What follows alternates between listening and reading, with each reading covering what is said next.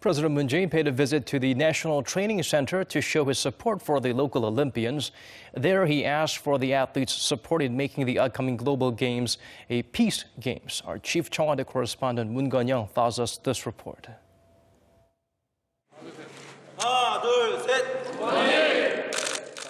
South Korea's national ice hockey team's pre-game chant highlighting teamwork. President Moon Jae-in visited the National Training Center in Jincheon, roughly 100 kilometers south of Seoul, where the nation's Olympic squad has been working day and night, vying for the podium at the Winter Olympic Games in Pyeongchang, now just a little over 3 weeks away. One of the first athletes the South Korean president went to throw support were the ice hockey players, amid ongoing talks between South and North Korea of fielding a joint women's hockey team at the Pyeongchang Olympics.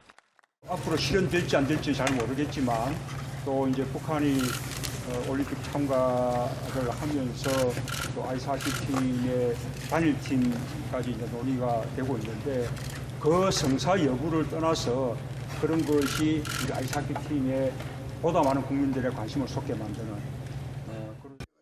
A joint team at the Games would require IOC approval, but if realized, it will be the Korea's first unified Olympic team, leaving a major mark in sports diplomacy that often mirror rocky inter-Korean ties. Nonetheless, there's been worries in South Korea that adding new players at a time when the Olympics are less than a month away would eventually weaken the team power and deprive South Korean players of due playing time. But ahead of having lunch with the nation's Olympic squad at the training center cafeteria, President Moon again labeled this year's Winter Olympics the Peace Games.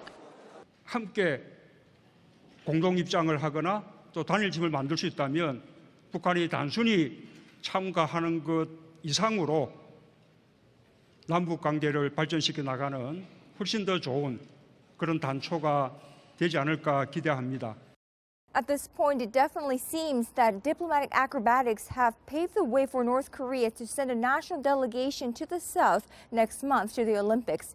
Whether this is only a momentary cooling period or a longer-lasting ratcheting down of tensions on the peninsula, only time will tell. But what's for sure is that it's in the hands of President Moon to now translate this opening of a temporary channel for dialogue with the North Korean regime into a window for nuclear dialogue not only between the two Koreas, but between the U.S. and North Korea.